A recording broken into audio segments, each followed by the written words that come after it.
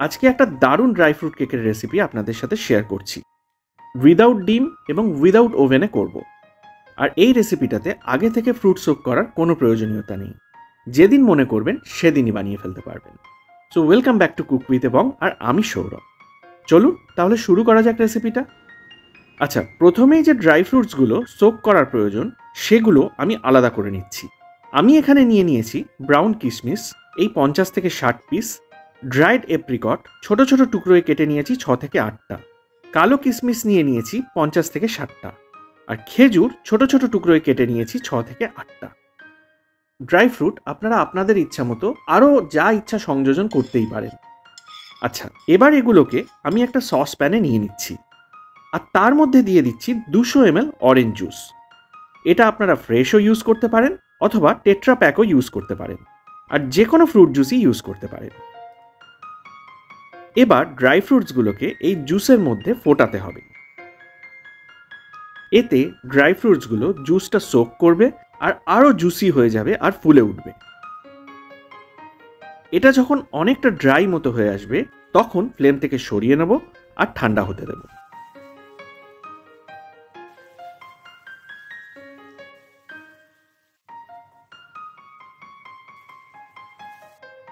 এবার একটা বড় বোল আমি নিয়ে নিয়েছি, যেখানে কেকের ব্যাটারটা বানাবো।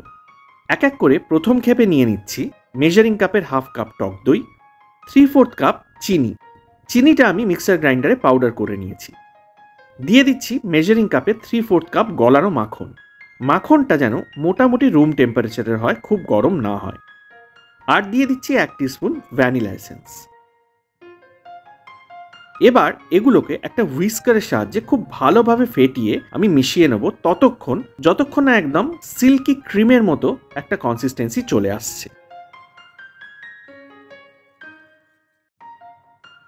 আচ্ছা, এবার আমি একটা স্ট্রেনার নিয়ে নিচ্ছি আর এক এক করে নিয়ে নিচ্ছি মেজারিং কাপের 2 কাপ ময়দা, 2 টেবিল স্পুন গুঁড়ো দুধ, দারচিনির গুঁড়ো নিয়ে নিচ্ছি 1/4 টিস্পুন, ড্রাইড জিঞ্জার পাউডার নিয়ে নিচ্ছি 1/4 টিস্পুন, বেকিং পাউডার নিয়ে নিচ্ছি 1 টিস্পুন আর বেকিং সোডা 1/4 টিস্পুন।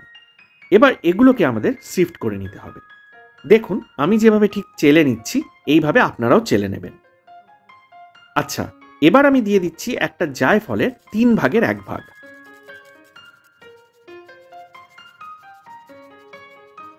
দিয়ে দিচ্ছি বেশ কিছুটা অরেঞ্জ জেস্ট।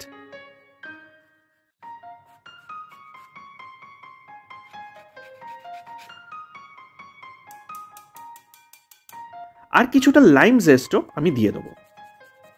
এগুলো কেকটার মধ্যে দারুণ একটা ফ্রুটি রিফ্রেশিং ফ্লেভার অ্যাড করবে। এগুলো কিন্তু মিস করবেন না। তবে দুটো পয়েন্ট মাথায় রাখবেন। 1, খুব বেশি দেওয়ার দরকার নেই, না হলে ওই ফ্লেভারটাই কিন্তু ডমিনেট করে যাবে। আর 2, লেবুর খোসার সাদা অংশ যেন কোনোভাবে চলে না যায়, না হলে কিন্তু তিতকুটে হয়ে যাবে পুরো কেকটাই। এবার খুব জেন্টলি আস্তে আস্তে আমাদের এগুলোকে স্প্যাচুলার সাহায্যে মেশাতে হবে। দেখবেন আস্তে আস্তে যখন বেশ একটা মন্ড মতো হয়ে আসবে তখন আমি মিশিয়ে দেবো এই 3/4 কাপ মতো দুধ।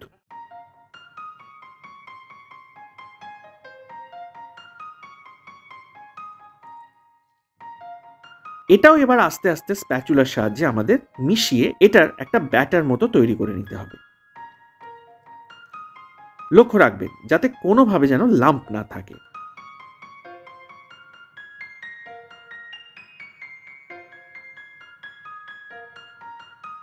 দেখুন এই রকম অবস্থায় এবার আমাদের দিয়ে দিতে হবে জুসে ফোটানো ড্রাই ফ্রুটসগুলো।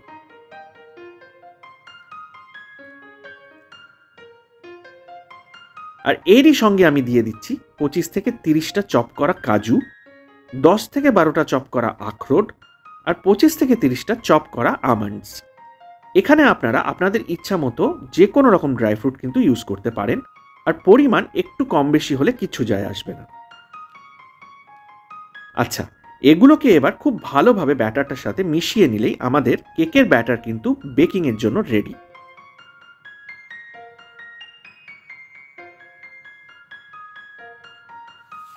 একটা সার্কুলার কেকের ট্রে আমি নিয়ে নিয়েছি আর এটাকে গ্রিস করে বেকিং পেপার লাইন করে নিচ্ছি। আগে একটু গ্রিস করে নিলে বেকিং পেপারটা সাঁটাতে সুবিধা হয়।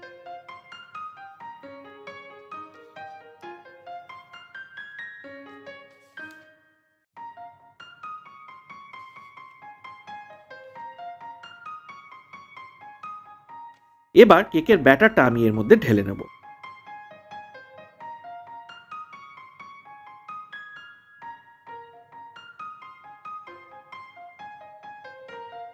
একটু ট্যাপ করে নেবেন আমি যেভাবে করছি, এতে ব্যাটারটা ঠিকঠাক মতো সেট হয়ে যাবে। আচ্ছা, এবার একটা বড় কাভার দেওয়া ডেকচি বা ভেসেল আমি নিয়ে নিয়েছি, আর নিচে 1 কাপ মতো নুন আমি স্প্রেড করে দিচ্ছি। আর এর ওপর আমি একটা মেটালের 1.5 থেকে 2 ইঞ্চি উঁচু স্ট্যান্ড মতো নিয়ে নেব, আর মিডিয়াম টু হাই ফ্লেমে কভার করে 8 থেকে 10 মিনিট এটাকে গরম করে নিতে হবে। এই প্রিহিটটা কিন্তু অবশ্যই করে নিতে হবে, এটা মাথায় রাখবেন। 8 থেকে 10 মিনিট বাদে খুব সাবধানে ঢাকনাটা সরিয়ে আমি কেকের ট্রেটা মেটাল স্ট্যান্ডের ওপর বসিয়ে দিচ্ছি, আর ঢাকনাটা দিয়ে ঢাকনার ফুটোটাও কাগজ দিয়ে আমি সিল করে দিচ্ছি। এবার এটাকে মিনিমাম 40 থেকে 60 মিনিটের জন্য মিডিয়াম ফ্লেমে আমাদের ছেড়ে দিতে হবে। মাথায় রাখবেন এই টাইমটা অনেকটা নির্ভর করবে আপনার ডেকচিটার থিকনেস আর ফ্লেমের বার্নারের সাইজটার উপর। সুতরাং টাইমটা কিন্তু একটু এদিক ওদিক হবেই, এটা আপনাদের নিজেদের একটু খেয়াল রাখতে হবে।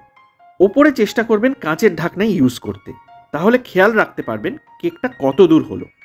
40 থেকে 60 মিনিট বাদে যখন দেখবেন কেকটা বেশ ভালো মতো ফুলে উঠেছে আর ওপরের সারফেসে খুব সুন্দর ব্রাউন রং ধরে গেছে আর হালকা হালকা ক্র্যাকও ধরেছে, তখনই বুঝতে পারবেন কেকটা হয়ে এসেছে।